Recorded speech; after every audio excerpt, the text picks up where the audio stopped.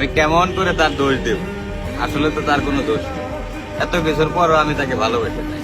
সে আমার এত অবহেলা করে, তারপরও আমি তারে ভালোবাসি। এত মানুষ থাকতে তার পিছে আমি এই করি। তারপরও তারা আমি কোনো সময় বোঝাইতে পারি নাই যে আমি তারে ভালোবাসি। সে আমার ফিলিংসটা মানে বুঝলোই না কোনো সময়, আমার ফিলিংসটাই বুঝলো না।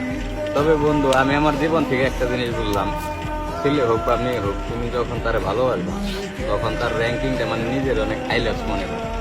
মানে ও কোনো সময় এটা বোঝার চেষ্টা করে না যে দুনিয়ায় এত মানুষ থাকতে আমারে ভালোবাসে। এটা কখনোই বোঝে না।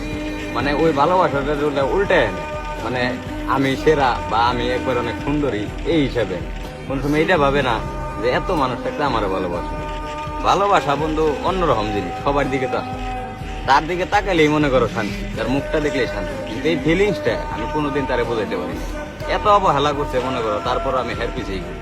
তাহলে সব মিলে মনে করো যে দোস্ত, আমি হের দোষ দিই, দোষটা আমার। আমি নিজেই মনে করো আমি কষ্ট কিন্তু এই কষ্ট মনে করো একতরফা ভালোবাসার যে কষ্ট, এই কষ্টটা বন্ধু যে মনে করো এটা মানে এই পরিস্থিতির শিকার হয়েছে, একমাত্র ওই জানে যে কষ্টটা কিরকম।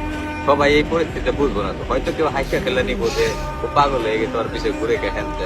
আসলে যে মনে করো এই ফিলিংসটা বুঝছে, যে কাউরে মন থেকে ভালোবাসছে, ওই বুঝে যে জিনিসটার যন্ত্রণা বা জ্বালাটা কত। তো আমি দোয়া করি যে আমার মতো এই যন্ত্রণায় জানি কেউ না পাবে। আল্লাহ সবাই রে মানে ভালোবাসা মিলাই দেয়।